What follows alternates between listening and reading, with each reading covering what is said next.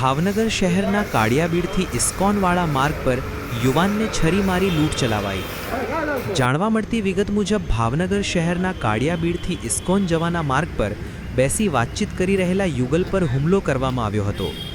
યુવાન પોતાની મંગેતર સાથે બેસી વાત કરતો હતો।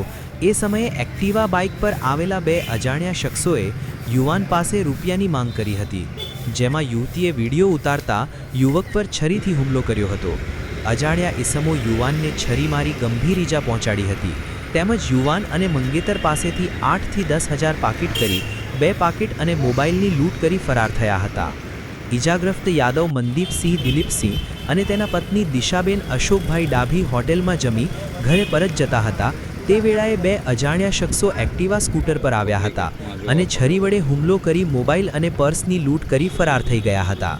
ઈજાગ્રસ્ત મનદીપસિંહને સારવાર અર્થે સરકારી હોસ્પિટલમાં ખસેડવામાં આવ્યો હતો। જાણ કરતા પોલીસ કાફલો ઘટના સ્થળે દોડી આવ્યો હતો અને સમગ્ર મામલે આગળની તપાસનો ધમધમાટ શરૂ કરવામાં આવ્યો છે।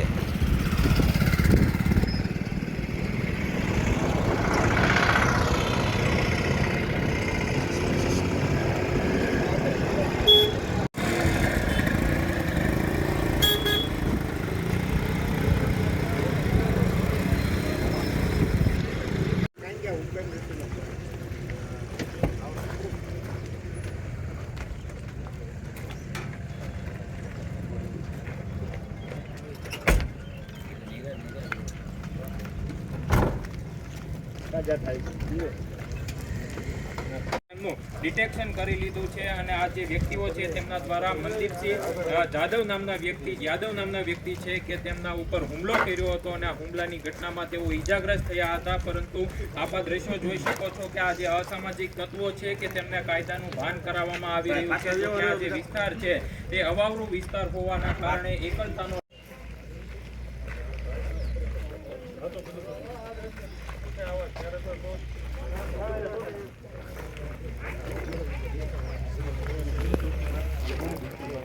ધરપકડ કરી લેવામાં આવી છે અને હાલ બનાવ સ્થળ ઉપર નીલમબાગ પોલીસ દ્વારા રીકન્સ્ટ્રક્શન કરવામાં આવી રહ્યું છે।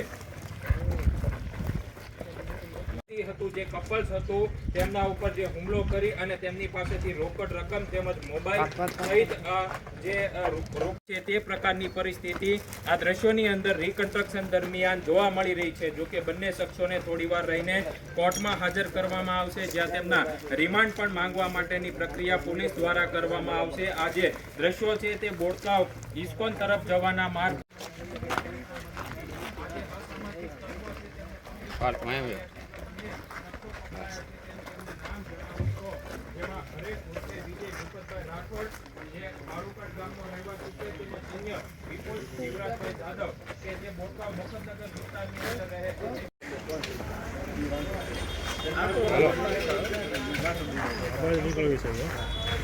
ઓલી બાજુ બેસી જાતું